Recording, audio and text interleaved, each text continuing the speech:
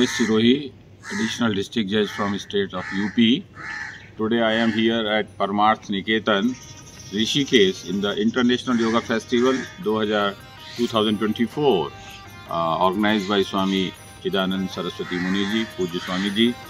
And it's a very fine morning here, and I am with one of the renowned preacher in the international world, land of Lord Krishna, Vrindavana, Shri Maruti Nandan Acharya Vagish Ji. He is well known, he doesn't require any introduction.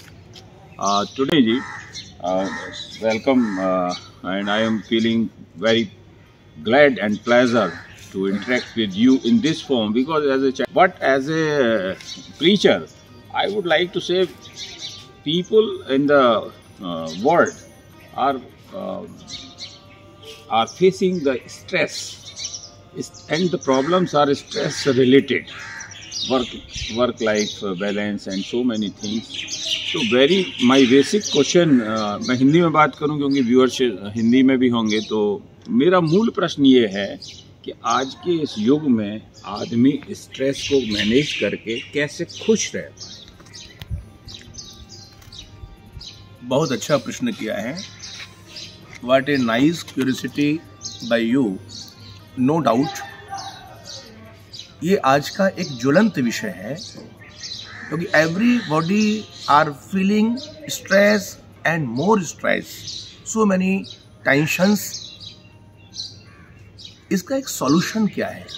How to remove our stress and what is the easy way? I want to say stress क्यों होता है जी महाराज, उसका मूल कारण क्या है? उसका मूल कारण यह है कि हम अभी तक अपने आप को पहचाने नहीं। Who am I?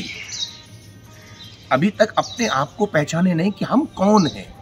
सबसे पहले तो ये सोचें कि हम कौन हैं, अपने को पहचानें जी। और अपने को पहचानना क्या है ये समझना होगा। हमें पहचानने के लिए केवल एक ही चीज है, we all are not a body, we all are only soul. चेतन आत्मा है। जो भी मान है, सम्मान है, लाभ है, हानि है, शोक है, हर्ष है, वो किसको मिलता है? वो हमारे शरीर को मिलता है और शरीर में रहने वाले उस दिमाग को मिलता है। लेकिन जब हम ये डिसाइड कर लेंगे कि हम शरीर नहीं है, यदि हम शरीर होते, यदि हम ये कहेंगे कि हम शरीर हैं, तो शरीर यदि होते तो शरीर में से एक चेतन शक्ति आत्मा के निकल जाने के बाद, उस शक्ति के निकल जाने के बाद आंखें काम नहीं करती, हाथ काम नहीं करते, पांव चलते नहीं हैं। इसका मतलब यह है कि हम शरीर नहीं है। हम कौन हैं? हम सब चेतन आत्मा हैं। जब ये डिसाइड कर लेंगे कि हम चेतन आत्मा हैं, तो आपको कह दूं, आत्मा को कोई स्ट्रेस नहीं हो सकता, आत्मा को कोई ना सुख है, ना आत्मा को कोई दुख है, ना आत्मा को कोई लाभ है, ना आत्मा को कोई हानि है। लेकिन जब ये हम कब अनुभव करेंगे कि हम आत्मा हैं, उसके लिए एक ही सॉल्यूशन और एक ही मार्ग है। वो क्या है? योगा। योग, जिसे हम ऋषि मुनियों के हम परंपरा में इसको योग के नाम से जानते हैं, जिसको आप योगा कहते हैं, मेडिटेशन। लेकिन मेडिटेशन भी कैसे होगा? ऐसे नहीं होगा मेडिटेशन। हम सीधे बैठ जाएं आसन के ऊपर और आंखें बंद करके समाधि में पहुंच जाएं। उस मेडिटेशन के लिए कुछ स्टेयर्स हैं, सीढ़ियां हैं। और वो सीढ़ियां कौन सी हैं? आजकल गलती यही हो रही है कि लोग सीधे बैठ करके मेडिटेशन करना आरंभ कर देते हैं। वो अपने उस गोल को, लक्ष्य को पा नहीं पाते, वो ठीक से उनका ध्यान लग नहीं पाता, वो समाधि में नहीं पहुंच पाते। मेडिटेशन के लिए कुछ स्टेयर्स हैं, सीढ़ियां हैं, जो पतंजलि हम चूंकि यहाँ ऋषिकेश में हैं और ऋषिकेश के पास हरिद्वार है, जहाँ पर पतंजलि योग पीठ है, जहाँ की आपको कह दूं योग ऋषि रामदेव बाबा ने एक बहुत बड़े योग के ऊपर एक रिसर्च इंस्टीट्यूट यहाँ एक स्थापित किया है। पतंजलि जो योग ऋषि हुए, उन पतंजलि योग ऋषि ने यहाँ पर योग के कुछ सूत्र बताए, जिसको हम कहते हैं अष्टांग योग। और वो अष्टांग योग क्या है? यम, नियम, आसन, प्राणायाम, प्रत्याहार, धारणा, ध्यान और समाधि। हम मेडिटेशन करना तो चाहते हैं, ध्यान करना तो चाहते हैं, लेकिन ध्यान से पूर्व की जो औपचारिकताएं हैं, जो सीढ़ियां हैं, उनको क्रॉस नहीं कर पाते। बड़ी प्रैक्टिकल सी बात है, हमें किसी मंजिल पर पहुंचना है, एक एक स्टेप का सहारा नहीं लेंगे, एक स्टेप के बाद तीसरी और चौथी स्टेप पर पांव रखने का प्रयास करेंगे, धड़ाम से गिरने का डर रहेगा और गिरते ही हैं और गिरेंगे ही। इसलिए हमको चाहिए कि एक एक स्टेप पर पांव रखते हुए हम निश्चित अपने लक्ष्य पर पहुंच जाएंगे। और वो स्टेप क्या है, वो स्टेयर्स क्या है योग के लिए? इसी का नाम है अष्टांग योग, जो पतंजलि का है। यम, नियम, आसन, प्राणायाम, प्रत्याहार, धारणा, ध्यान और समाधि। स्वामी जी, एक बात मैं कहना चाहूँगा कि ये बड़ी आदर्श बातें हैं। हाँ, इस सांसारिक जीवन में आम आदमी इस अष्टांग योग को कैसे धारित कर पाए, ये भी एक बड़ा प्रश्न है। क्योंकि अभी आपने प्रवचन दिया, मेरे भी बहुत अच्छे समझ में आया कि मुझे अष्टांग योग का फॉलो करना चाहिए, लेकिन जैसे ही मैं सांसारिक वर्ल्ड में जाऊंगा मैं सब भूल जाऊंगा और मैं वहाँ की उलझनों में, वहाँ की समस्याओं में मैं फंस कर रह जाऊंगा। तो इसको अपने जीवन का पार्ट कैसे बनाएं, इस विषय में आप बताइए कि इस अष्टांग योग की दिशा में हम कुछ ऐसी एक्टिविटीज को इन्वॉल्व करें जो हमारे जीवन का रूटीन पार्ट बन जाएं और धीमे धीमे हम उस दिशा में आगे बढ़ने लगें। उसके लिए सीधी सी बात है, देखिए, एक है एक्सटर्नली, एक है इंटरनली। एक्सटर्नली माने फिजिकल और इंटरनली माने उसका संबंध है हमारी चेतन आत्मा से। हम सबसे पहले अपने उस सोने को, जागने को, जिस व्यक्ति की जितनी सुंदर सुबह होगी उसको उतनी अच्छी रात को नींद आएगी। जितनी सुंदर सुबह होगी, आज लोगों को जागना नहीं आता। जब जागना नहीं आता तो नींद आएगी कहां से? प्रश्न ये है। अब जागना कैसे है?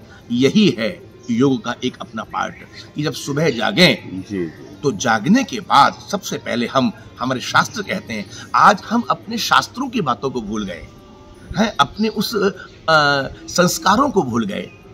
हमारे शास्त्र कहते हैं जब हम उठें तो कराग्रे वसते लक्ष्मी, कर मध्य सरस्वती, कर मूले तो गोविंद, प्रभाते कर दर्शनम। शुरुआत यहाँ से हो कि सबसे पहले हम सरस्वती, विष्णु और लक्ष्मी जी का दर्शन अपने हाथों में करें। आप समझना, जब हम अच्छा दर्शन करेंगे तो हमें संसार भी अच्छा दिखाई देगा। जैसी दृष्टि होगी वैसी सृष्टि होगी। अब आपका जो जागना हुआ, जब इस प्रकार जब जागना होगा तो निश्चित मानिए आप उसके बाद क्या करेंगे, थोड़ी देर बैठ जाइए, आसन में बैठिए, आंखें बंद कीजिए, भूल जाइए दुनिया को, संसार को, और अपने आप को अंतर्मुखी बना लीजिए। अंतर्मुखी माने बाहर से मन को, बुद्धि को, चित्त को, सारी बातों को मोड़ करके अंतर्मुखी हो जाइए, डूब जाइए अपने आप में। इसी का नाम है मेडिटेशन, इसी का नाम है योग। योग का सीधा मतलब है अपने आप को उससे जोड़ लेना, योग कर लेना। एकदम आंखें बंद करके आधा घंटे के लिए, 15 मिनट के लिए आप अपने आप को भुला दीजिए एकदम। परिणाम क्या होगा? आपको क्या इंटरनली एक पीस मिलेगा, आनंद मिलेगा, एक शांति मिलेगी। ये एक पहला पार्ट है कि आपको अपने उस फिजिकल एक्सटर्नली बॉडी के लिए आपको योग करना ही पड़ेगा।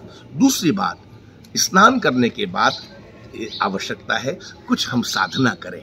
साधना का मतलब जो supreme power, omniscient, omnipotent, all in all है, एवरीवेयर है, इसको परमात्मा, ईश्वर कहते हैं, उसका आप चिंतन करें, आप थोड़ी देर बैठ करके। इससे क्या होगा? इंटरनली आप स्ट्रांग होंगे, आपको विल पावर मिलेगा, एक फिजिकल पावर मिलेगा आपको मेडिटेशन के द्वारा, एक्सरसाइज योगा के द्वारा, और इंटरनली जो पावर है, जो इसे विल पावर के नाम से जानते हैं, वो आपको भगवत भजन से, भगवत भक्ति से, साधना के द्वारा मिलेगा। ये दो पार्ट है। बहुत बहुत सुंदर महाराज श्री आपने बताया कि कैसे हम मेडिटेशन को एक आसान तरीके से हम शुरुआत कर सकते हैं। और मेडिटेशन का जो मूल मंत्र महाराज श्री ने बताया कि connect to your inner conscience and disconnect from the outer world. ये जो एक मंत्र है कि अपने को अंदर, अपनी अंतरात्मा से, अपनी सोल से कनेक्ट करना है, जोड़ना है और दुनिया को भूल जाना है, दुनिया से बिल्कुल डिस्कनेक्ट हो जाना है। ऐसी प्रैक्टिसेस करने से हम मेडिटेशन करते हुए अपने बुद्धि चित्त को बहुत शांत कर सकते हैं और आगे हम बढ़ सकते हैं। महाराज श्री, एक बस अंतिम प्रश्न और पूछना चाहूँगा कि मैं देख रहा हूँ कि मोबाइल ने, इस संचार क्रांति ने, इंटरनेट ने बहुत ही दुष्प्रभावित किया है समाज को, और हर क्षेत्र में बच्चे से लेकर बुजुर्ग तक प्रभावित हैं। तो इस बीमारी का कुछ आप इलाज बताइए। ये एकदम साइकेट्रिक इशू बन गया है डॉक्टर्स के लिए। देखिए, सबसे बड़ी बात है दुनिया के हर पदार्थ का, हर वस्तु का एडवांटेज भी है और डिसएडवांटेज भी है। हमको किस रूप में लेना है। आज साइंस बहुत प्रगति कर चुका है, ये विज्ञान की देन है। आज हम इंटरनेट के माध्यम से वर्ल्ड वाइड पूरे दुनिया को देख सकते हैं एक छोटे से मोबाइल के 6 इंची के स्क्रीन के ऊपर। ये एडवांटेज है कि हमें दुनिया के किसी भी वस्तु, पदार्थ अथवा कोई भी खोज करनी है, किसी के बारे में जानकारी लेनी है, तो एडवांटेज है हम मोबाइल का सहारा लें। लेकिन उसका डिसएडवांटेज यही है कि उसका हम मिसयूज ना करें। बच्चों को सबसे बड़ी बात, आप यदि संस्कार देंगे, ये पेरेंट्स का कर्तव्य है कि ऐसे संस्कार दें कि बेटा ये मोबाइल है, ये मोबाइल का केवल एडवांटेज लें आप लोग, आप इससे अच्छा ज्ञान लें, आप इससे अच्छी शिक्षा लें जो फ्यूचर में काम आए, ना कि। फिर दूसरी बात, बच्चों पर नजर रखी जाए, ये बहुत जरूरी है। और मैं तो अक्सर कथाओं में कहता हूं भाई, जितनी देर हमारे मोबाइल, आजकल की दशा क्या है यंग ब्लड्स की, यूथ की, कि वो देखिए कि सारा दिन उस मोबाइल पर फिंगर्स चलाता है, थंब अंगूठा चलाता है। मैं कहता हूं यदि ऐसी फिंगर और ऐसे अंगूठे यदि एक किसी माला के मनिए पर चलने लग जाएं तो जीवन धन्य हो जाए महाराज। उसके लिए टाइम नहीं है, यही सबसे बड़ा वो है। लेकिन आएगा बदलाव, ऐसी बात नहीं, जरूर आएगा। महाराज श्री ने बहुत अच्छी बात कही है कि ये डिसिप्लिन, राम के आदर्श जीवन को सुनाए। बस राम जी कितने डिसिप्लिन थे। आप देखिए, वो उनका आइडियल एक कैरेक्टर श्री राम का, वो हमारे आदर्श है, ना कि ये दुनिया के लोग आदर्श है हमारे। धन्यवाद, बहुत बहुत धन्यवाद।